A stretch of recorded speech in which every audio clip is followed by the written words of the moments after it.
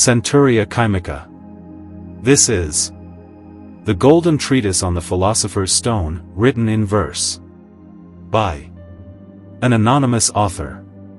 He who refrains from writing his proper name at this time will do so until the desired omen suits him. The omen lies in the name, etc. Year 1652. Golden Treatise.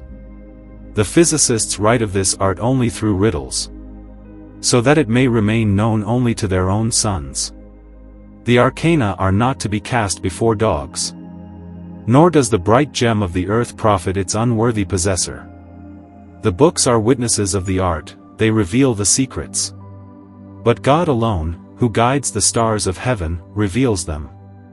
6. The chemists write only for their own sons.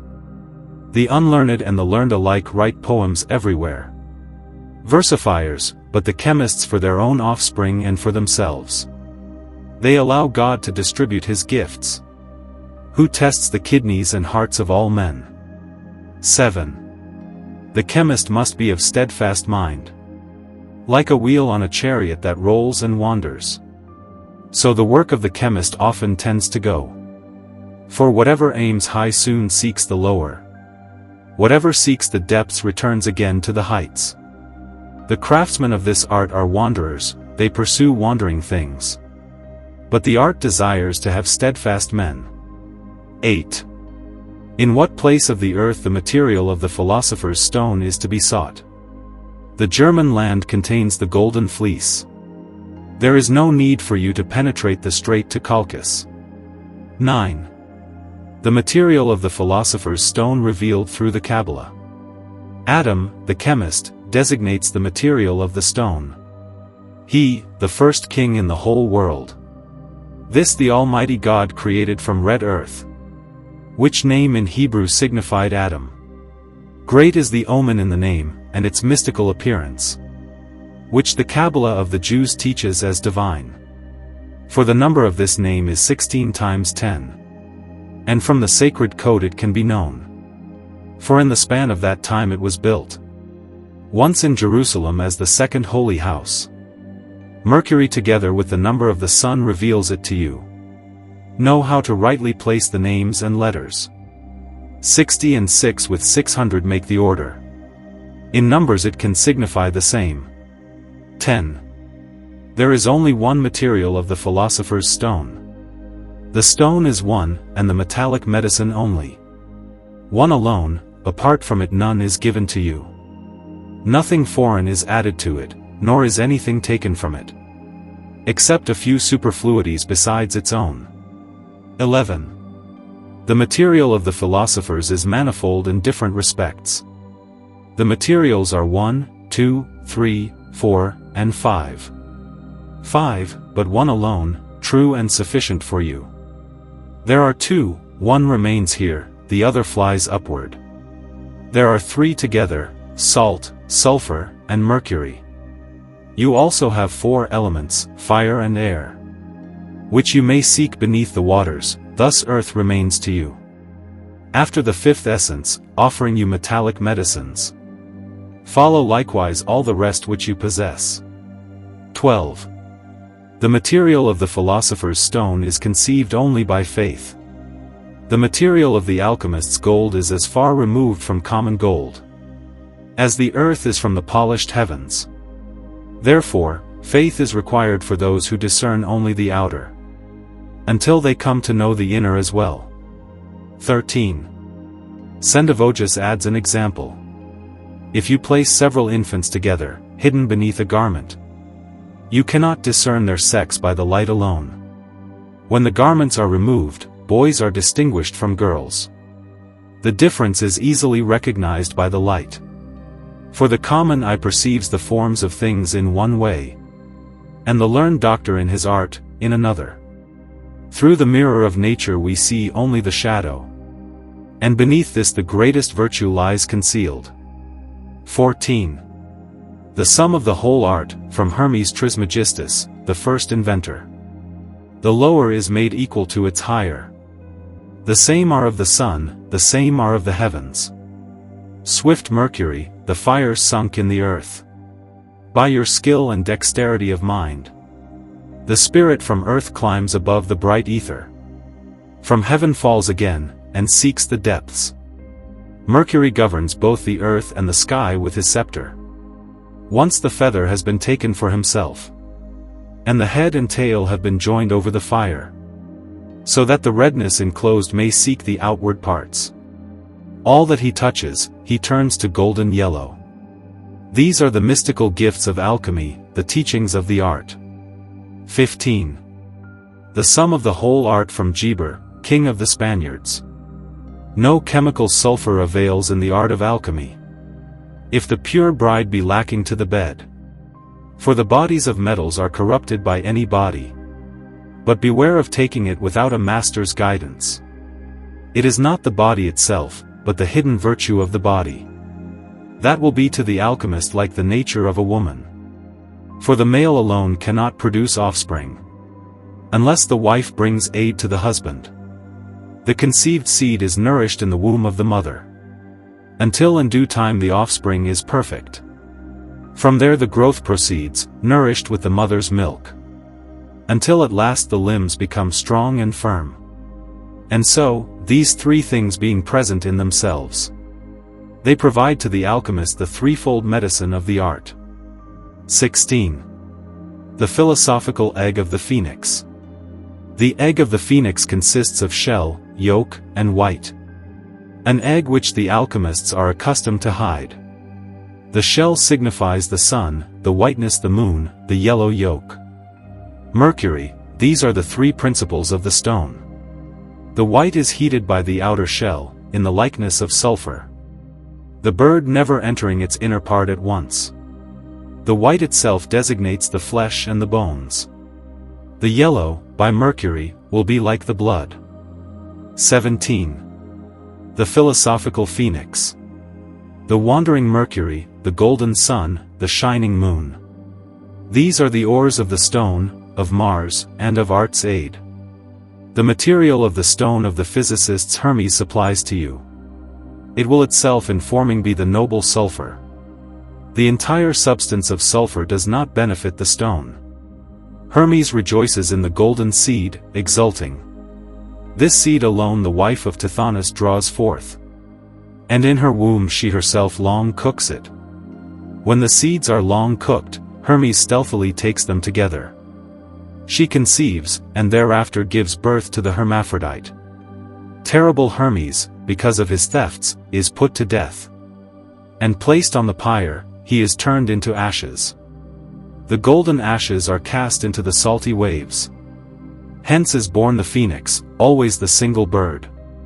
This bird restores, nourishes, and of itself again sows, and always builds its nest in the fire. This is able to drive away all the diseases of men. This raises the languid members of metals. 18. The material of the philosopher's stone is sought from the sea. The matter, water, the prime well mixed of metals. A terrestrial fluid, is so called by the physicists. And the two elements of or are present in all these. Yet the rest lie hidden, paired, in secret. The ocean is said to be the mother of all waters. For from here they come, and to here they all return together. The ocean itself abounds thus for the alchemist in these two. The fishes, which the subtle right hand of the physicist captures. Here is the fierce whale, otherwise called Leviathan. Scaly, devouring all things that it seizes with open mouth. And in the place of wife the whale supports the husband Leviathan, when they are accustomed to unite in due manner. A dreadful sea monster is born from mingled seed, whose scales are entirely golden. The sperm of the whale is a wholesome medicine for metals, and is accustomed to drive away even leprosy. No more words are needed, for it is wont to restore the weakened members of the human body. 19. The material of the philosopher's stone is taken from insects. There is a mighty salamander, unharmed by flames, known in the chemical realm to all sufficiently. The bird that pursues it has deer's horns. It will not be a goat, nor a ram, but a scarab. 20. The material of the physicist's stone is compared to beasts. In the chemical forests it wanders with many howls. The prince of quadrupeds, a triple-bodied beast. Its body is that of an elk, but the mind of a fierce elephant. And it bears the horn of the wild rhinoceros. Whether it be a rhinoceros, the skill of the physicist inquires.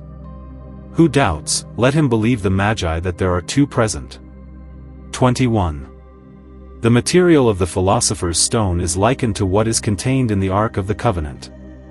The tables of Hermes, the manna also, and the rod.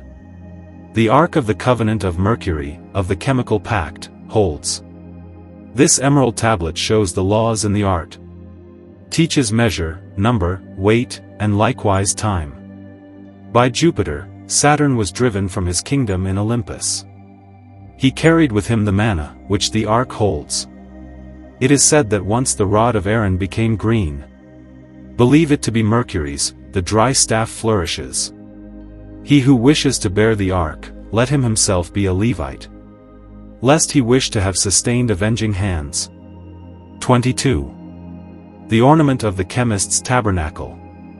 It is said that once the rod of Aaron, belonging to Mercury, became green, though dry. If the Levite himself wishes to bear the ark, let him sustain it with avenging hands. The chemist Levite, clothed in sacred vestments, approaches the work with 7 lamps, and with all the metals, I think. Let not pure and clear oil be lacking in the lamps, so that the perpetual light may be maintained. Let the chemist Levite wear the sacred garment, whose breastplate bears the engraved capsule of Urim and Thummim.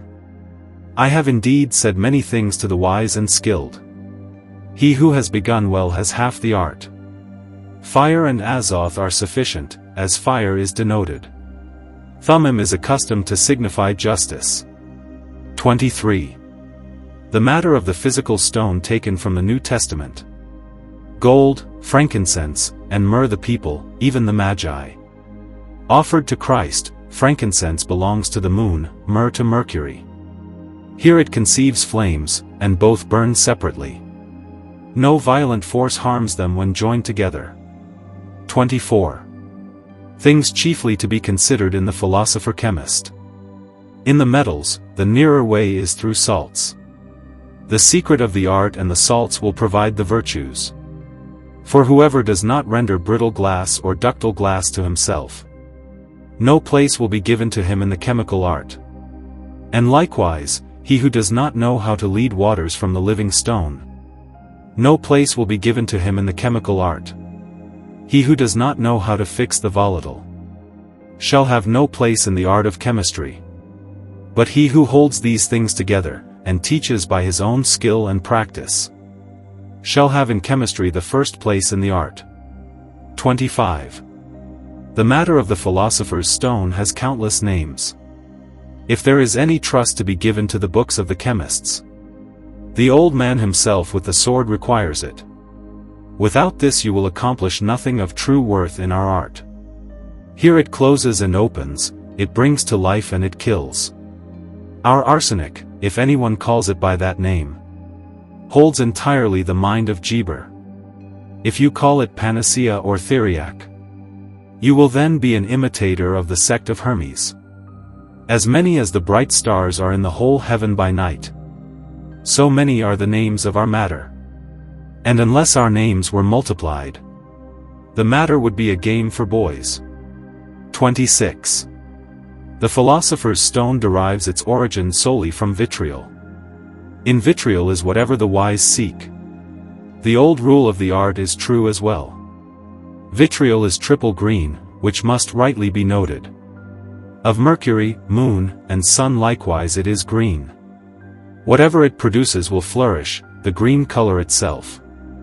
It is the life of plants and trees alike. In the month of May, I ask you, look upon the whole earth. Whatever you see in the light is all green. So also will ours flourish, believe me, vitriol born. Mercury himself, winged, will stand on his own wings. Thus also our green lion flourishes when it is slain. Then likewise and entirely the shining moon grows green. This is the color intermediate between red and white for the artist. But concerning the matter and the color, enough has been said. 27. Faith, hope, charity, to be considered in the philosophical work. The sole hope of the chemist rests in yellow gold. Yet more often in vain, he is deceived by his own art. That which he has, he loses, what he hopes and desires, he lets go. The appearances of brass depart, and the shadow remains. He trusts in books, yet the books distrust him. Often they are wont, in vain, to be mistaken in their trust. Dear love of faith through byways frequently wanders. Here again he shows the just path to enter. 28. The materials of the philosopher's stone, from which they are taken, according to Centuria. Saturn to the Moon, Venus to Mars, and Mercury. Jupiter, in chemistry, perform mingled duties. For they are equally distant from the source of heat, which the sun imparts with its own light to each. Sublime bodies only are amended by the sun. Take these prudently, leave the rest aside. 29. Morinus on the three principles of the physical stone. With white smoke, the green lion, and the foul water. These suffice for the chemist, all other things avoid. 30. Epilogue. Or here, if anywhere, it will never be granted you to know more than this. The seeds which Corydon sows, those shall he reap. Whoever sows metals, shall likewise reap metals in due time. As is your seed, so shall your harvest be. 31. The efficacy of the philosopher's stone. Alas! How hard the condition of life presses upon the wretched! Whether he is afflicted by disease, or at once by the air, the miserable man. The true preparation of our stone brings help to these, and utterly cures both evils at the same time. 32. On the interchange of the four elements. From earth comes water, from their air, afterwards leaps forth fire. Yet a single sphere contains the latter two. For they are wont to lie hidden in water, both fire and air together. And at last into earth all things fall back, each to its own. 33. Rosarius, on earth. The earth is the rest of spirits, and when compacted, the hot flame never again harms it further. 34. On water. The soil is perfected, which the crowd of sages sought. The art, through waters in waters, because of waters in waters. 35. Centuria, Treatise on Fire. Fire is of twofold kind, the first subsists by itself, and encloses its own material here in its very bosom. But another will provide you with natural flames. He fixes the material, digests it, and cooks it with fire. 36. Likewise concerning air. Of the four elements, the first and noblest. Of all things, the living mother is water. Over this itself was born the divine and gracious Spirit. As Moses himself, the priest, has handed down. The Spirit is liquid fire, which stirs the waves. Air thus having arisen, draws along all created things. 37. A miracle in making the philosopher's stone, worthy of note. Learn how to draw living streams from stone, if you wish to know the magistery of the alchemist. But if you bring nothing to the stone, unhappy, dull-witted one. The art of chemistry teaches many mystical mysteries. It is credible to the vulgar only when the eye grows dim. Yet this work of art remains true and lasting. Look upon the very hard flints, rich in gold. And the clods, you see many of nature's marvelous wonders. 38.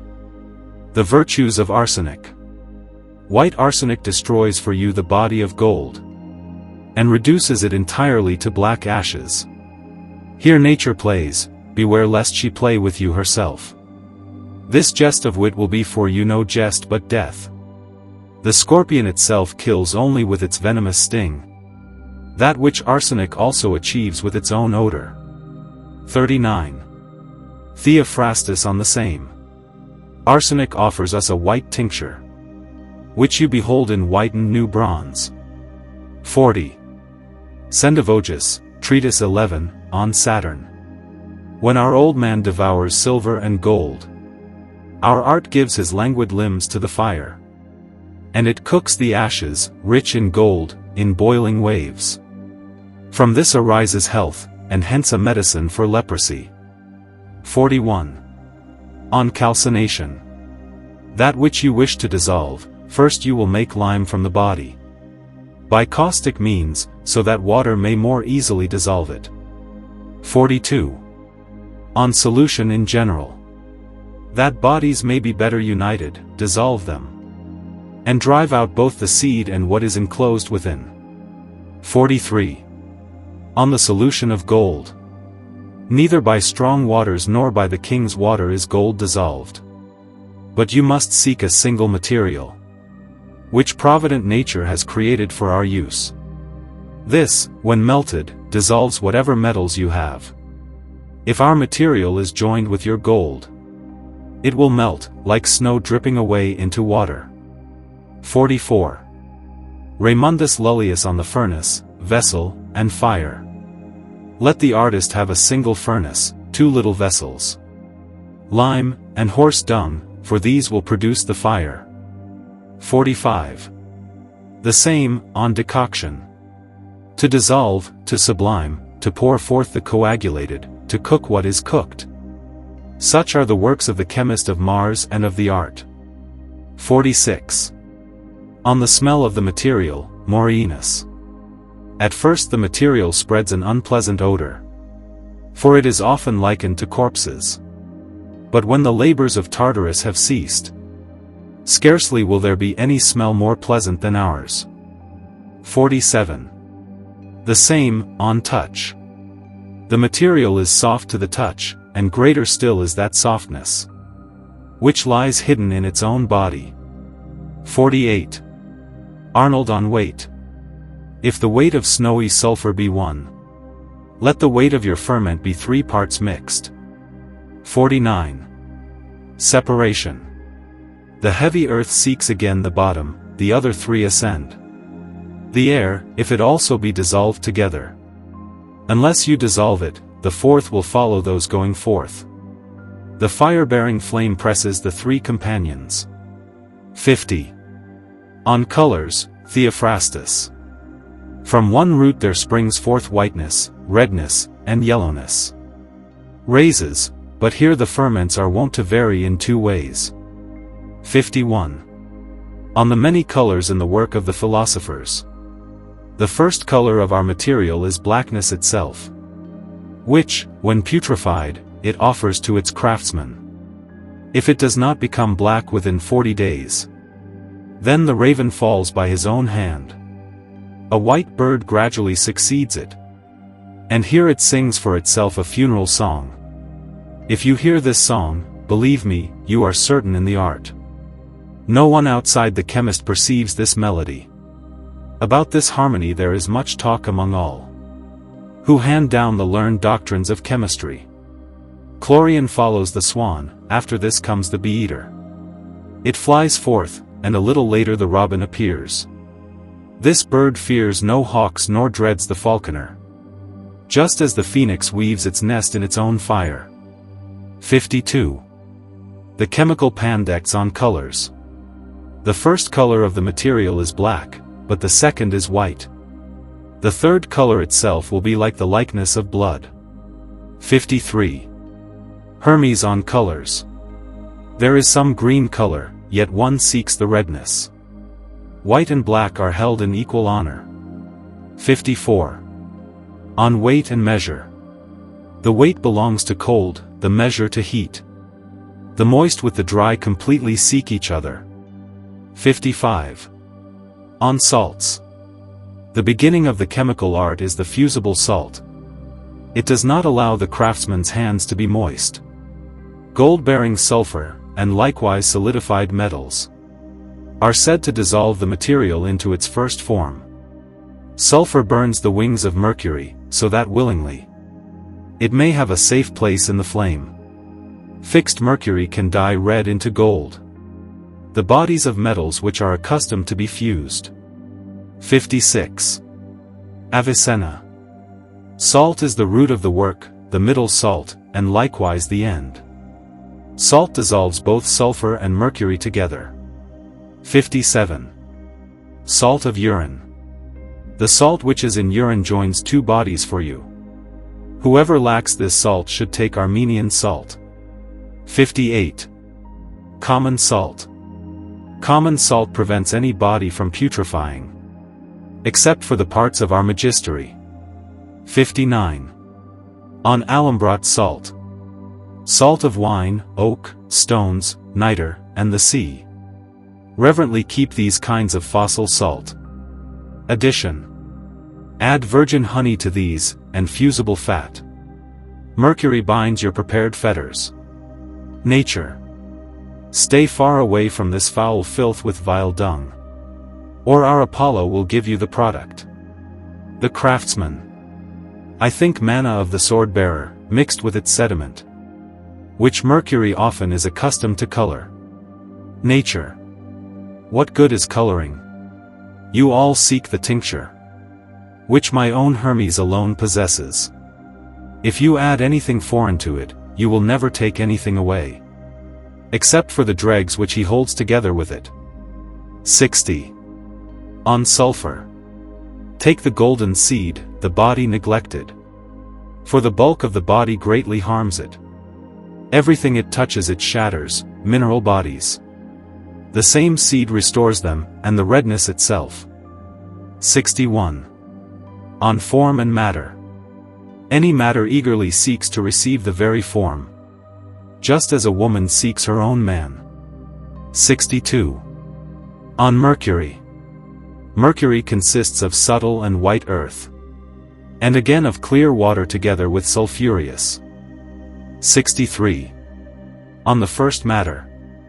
The first matter is twofold, the nearer and the farther. The nearer is mercury, and the farther is liquid. 64. On the mortification of mercury. Two kill mercury, joined together in a pact, and the wife takes the place of the man of the wife. The mortification of mercury is easy, but into vapors. That it should rise again is a difficult labor. 65. Mercury is poisonous. Living mercury is accustomed to be a dreadful poison. If taken in, it immediately harms the liver. 66. Hermes on mercury. Our mercury is nothing but turbid air, which the wind of chemical art has lifted up. 67. Various operations of mercury. Mercury dissolves and coagulates itself. It betroths itself, and is accustomed to fix itself. The venomous one kills each and everything with its poison, until it meets its sad fate. After death it offers its most excellent medicines, especially when it glows with redness. 68. Theophrastus on mercury. Mercury is nothing but pure metallic foam, which, by the power of its sulfur, seeks high things. With wings cut off, the dragons return to their closed lairs. Then they rejoice to dwell in a terrestrial place. 69. The preparation of mercury. Living mercury is harmful, but revived it is loved. When its blood is retained, give the rest to the fire. Tartarus, hell, the realm subject to Pluto. These changes the pyre is able to endure. When the body pays the deserved punishments for its crime, the soul willingly joins itself rightly to its own. This soul, wonderful to say, rejoices with its own body, which no one can join to a foreign one. When both are joined together, the body is glorified, which the physicians seek with great diligence. 70. Revived mercury. At last it becomes revived by the tenfold power of men. The hermaphrodite, dead from evils and wounds. If you do not know men, nothing is if you learn the rest. As many precepts of God, so many of the art will there be. 71. Hermaphrodite mercury. The hermaphrodite gives birth, and the woman in childbed herself is delivered after 1.5 months. This is the time you must rightly mark. For unless you observe the puerperium according to proper custom, your hope and labor will be entirely in vain, whereby the limbs of the contracted body are restored. Let there be baths for drinking, salted broths, food. Then again the fertile womb is handed back to the parent, so that it may multiply its offspring. It conceives without a man, afterwards only from an image, becomes pregnant, and thus the chaste virgin gives birth. 72. Of the golden and silver tincture. The sun gives solar colors, the moon lunar colors, and arsenic here plays the part of each. 73.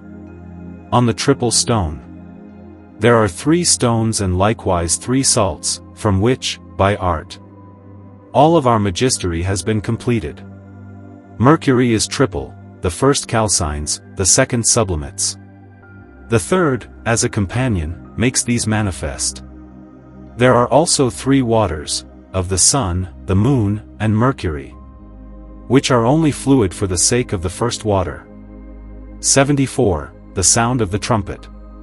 Silver also is given as living, in double danger. This body prepares it, and also dies at the same. 75. On projection and multiplication.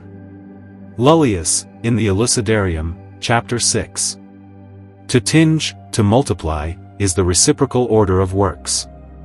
For, one being placed, the other is not far away. Hence constant Phoebus gives you Cynthia's light, without which no one can tinge perfectly. Mother Moon of the sea stirs the salty waves, then together embraces the work begun with happy omen. Salt is seasoning to man and also to metals. In chemistry there are perhaps very many kinds of salt. Salt destroys and combines, separates and equalizes. Because floating minerals are perhaps also a kind of salt. Mercury, thirsty neighbor and inhabitant of the moon, seeks also the aid of salt and of the sun. When this is seized, it is fixed, and immersed in the dyed waters, until at last the red crown is given. These 4 things it graciously shares with its nourished offspring. Thus their progeny will always be very many. 76. The difference between common Mercury and the philosophers. The marvelous little monster Mercury flees the fire, though in truth it is nothing but fierce flame. For it burns like sulfur if fire presses it. But the little flame of common Mercury holds nothing. 77. Raymond Lull in the Testament. 3 stones of chemistry, the first will be vegetable, the second animal. After this, the third will be mineral. 78. On the golden and silver tincture. Phoebus, with your redness, Cynthia clothes herself in white. Yet from here she produces offspring unlike herself. This is the reason why you can conquer Cynthia, Phoebus. The same color is given to the mother from this source. For Phoebus never dies unless with red dew. Mercury has been sprinkled to its very depths. 79. On the time of the work. Cynthia with Phoebus begets a precious stone, but both delight in a long delay of time. 80. On projection. Await the birth, if you see the earth herself pregnant. Feed the newborn joyfully with a small morsel, until, being made fluid, it endures the violent fire. Then cast your elixir upon the molten metals. 81. On the time, John Isaac. From Phoebus and Luna the whole art can be prepared. In a long time, yet still without fear. 82. Fire and Azoth suffice. There is 1 foot which bipeds and tripes take. Let them commend it, and so there will be 1 fire. 83. Avicenna, on the dissolution of matter. The stone never bears fruit until it has subsided into nothing, so that it may be entirely like water, or like oil. 84. Bernard of Treviso, Count, on weight. The weight of Mercury's sulfur will balance itself to you. whose weight in comparison can in no way be lacking. 85. On the triple stone. In three things the constant perfection of all matters is contained, which are salt, sulfur, and mercury together. 86. What mercury is? Mercury is nothing but the tail and head of the dragon, which equally holds the power of Venus and of Jupiter. For the fixed one is the color of Venus, the other flees from Jupiter, the whole body being of a grayish hue. And the head is compared to the heavens, and the tail to the earth. And by threefold measure it is more polished, alone. The head is bloody, containing flesh and bone, the tail. And the head is male, the tail remains female. The head seeks the heights, but the tail lies down below. And thus the tail lies unmoved, while the head stirs. This is the ultimate, most perfect sum of the whole art, that you should join the tail to its head by art. 87. On the solution and separation of the philosophical matter. Whoever wishes to divide mercury must also dissolve it. This labor is difficult, yet here it is easy. To the experienced, the work is believed to be easy, and to the skilled. But to the ignorant it entirely vanishes from the fire into glass. For Hermes is nothing but smoke, unless it is compacted by the force of sulfur and of salt. 88. On the uncertainty of time in the philosophical work. No exact time is given, nor month, nor day. For this work, as you can count countless causes. For place and fire are wont to alter the time for you. Thus glass, vessels, and the lot of frequent labor. There is one who counts 3 years, another 2 years. But others are accustomed to count months. Just as we see the births of men vary, so our art's work can thus vary. 89. Mercury is compared to the pelican and to the serpent. Just as the pelican draws blood from its own beak's point, and with this is accustomed to revive its chicks, so the blood of our Mercury, thus rightly prepared, can revive the dissected body. It has the nature of the serpent, and again unites with itself. Although it is cut apart, it returns better.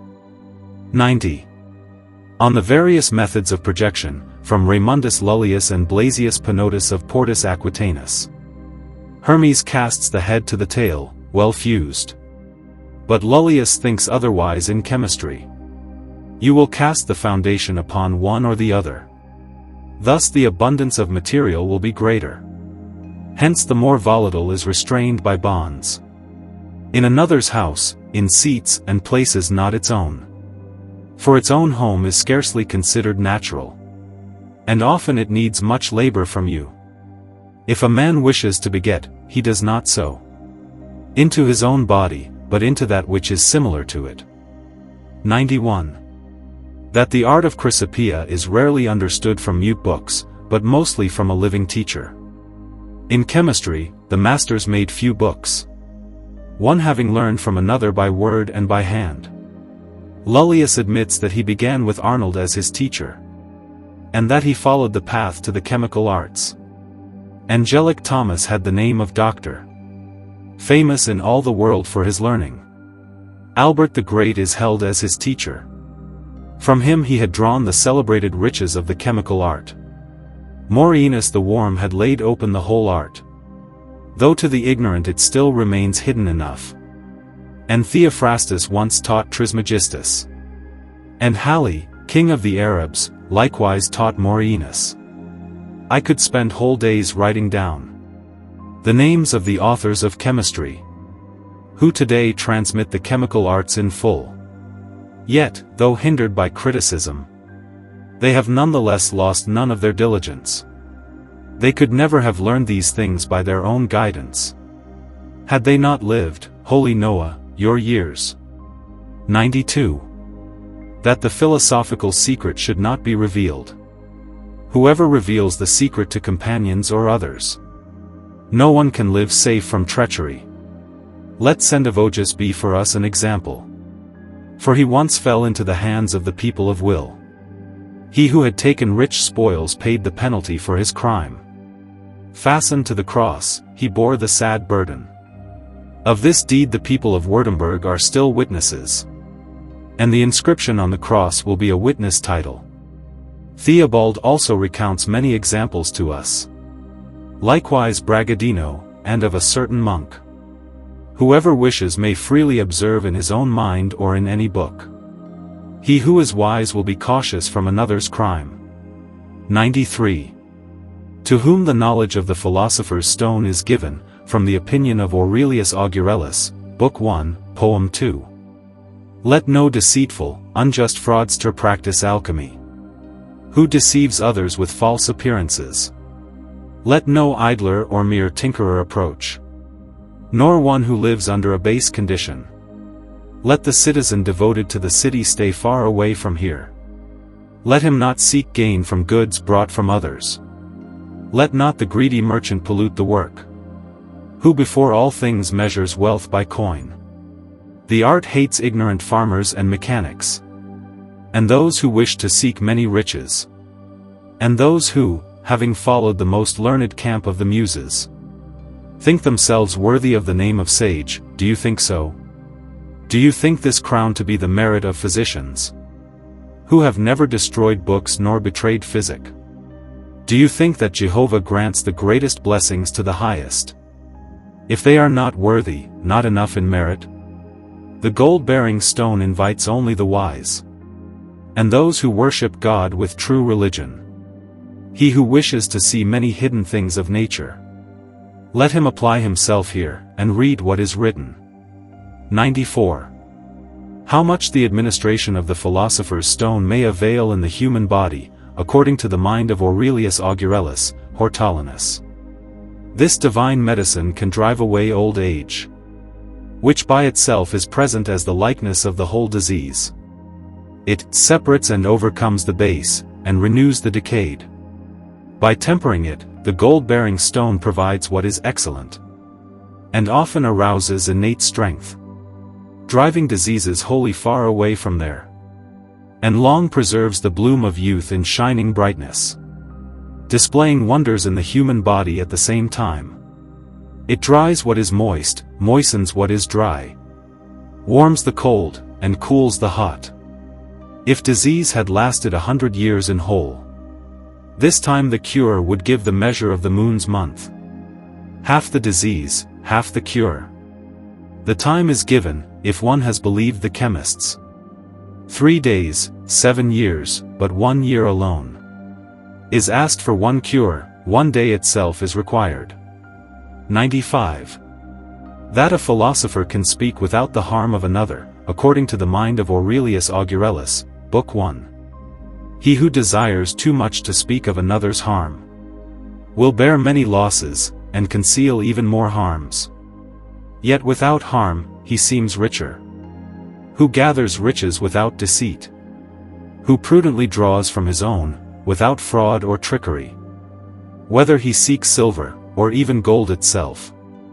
Yearly it may exceed 100-fold what the scales can measure, with small expense, without delay of time. Heaven itself grants this gain to the possessors, so that no one could rightfully hide it through theft. N.B. Here the anonymous author ceases. To complete the Centuria, it pleased me to add from the Chrysopoeia of Aurelius Augurellus the following verses in heroic meter. 96. On the multiplication of the philosopher's stone, from Aurelius Augurellus, Book 3. Here I will not speak of fictions, but of what must be handled. And I will set forth, though long veiled in obscure figures, those things which certain craftsmen themselves confess they have hidden, deliberately, as if by the commands of an ancient Sibyl. Therefore, prudent one, do not yield at the final stage, for it is brief and of the least art, but of the greatest use. First of all, mix it with yellow metal, the prepared medicine, and blessed with it, you will soon see the power to bear itself forth. Or, when the pure seed is again joined with gold, it is not hard, and with much you will draw forth by this art. The method for those things which we long ago required is set forth. Enough having been expressed, for not everything can be done equally. Of this purple powder, take a part and quickly mix with the rest, and kindle them with gentle heat, boiling together the mingled mass for months, until in due time the whole succession of colors appears, which you may behold, as one marveling at 3 years in a single year. You will see, and soon you will gather the greatest sums, which you have long sought with diligent art. And you will do this again and again, as often as it is completed. So often will its powers and the powder itself be renewed. You will strike out a heap of powder, for the swifter it is. It grows, and from here it gains more while retaining the former strength. It grows while it is growing, nor is it vain to believe this. Since it is sometimes said by ancient authors, that by casting but a small portion into the waves of the sea, the whole silver there would become quick, and the vast ocean could be turned into gold, so that Neptune above all gods would be the richest, and the Nereids would play in golden couches. Moreover, drying their hair in the pure sun, they would be sky blue, a hue no other color more fitting to gold, which adheres to it, and to the ethereal, to which gold fully belongs. 97. On maintaining silence in the philosophical work because of the dangers involved. The same author, Book 1.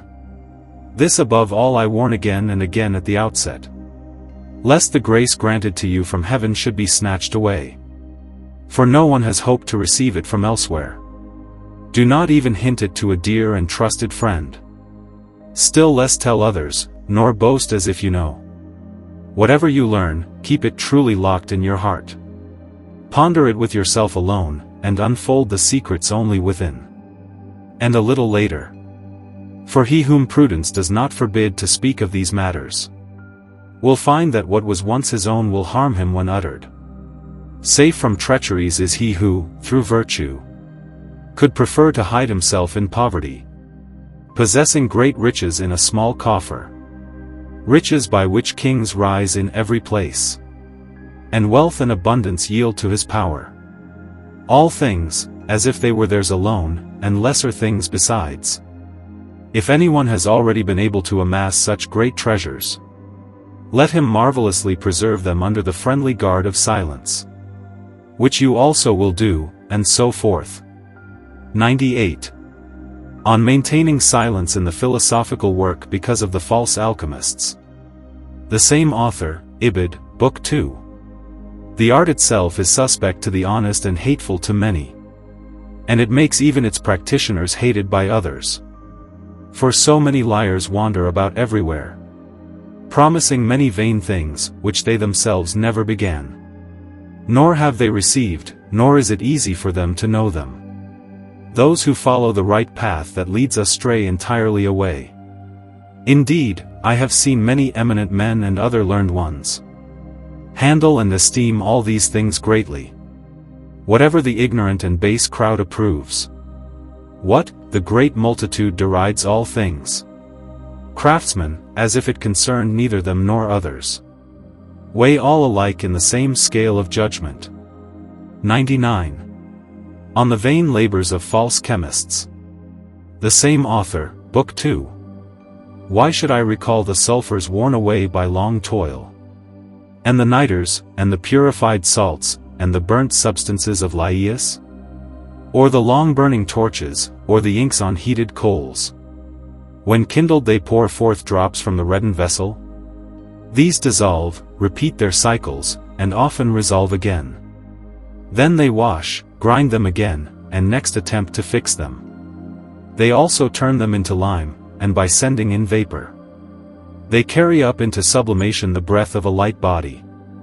You may see the assembled furnaces built by this rule, and countless glass vessels coated equally with clay, and those things which the silversmith turns to his own use, and other sordid crafts, whatever skills are in the workshop, they have seized upon for their own concerns, and have enslaved themselves to their own mad labors.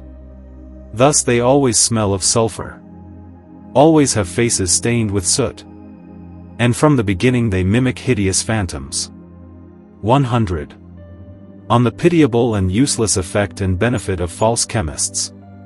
Nor could you truthfully call any craft more wretched than that which, under the outward words of alchemy, is said to hide itself in obscurities, wandering in ambiguities, leading astray by devious ways those who follow its evil course, until at last it casts them forth into blind chasms, so that you may sometimes see citizens selling their good estates, their ancestral homes, and stored goods, frequenting furnaces, and with bellows trying to catch the breath of air, and to turn thin smoke, a crime, into some substance, while the madman seeks doubtful wealth, his inheritance. Meanwhile his most sorrowful wife prolongs a difficult life, their friends weep, and the man himself becomes filthy, his wealth washed away, his shame laid bare, and he becomes a plaything and a tale for the crowd. The outcome proves it, no wise man ever pursues such things. The end.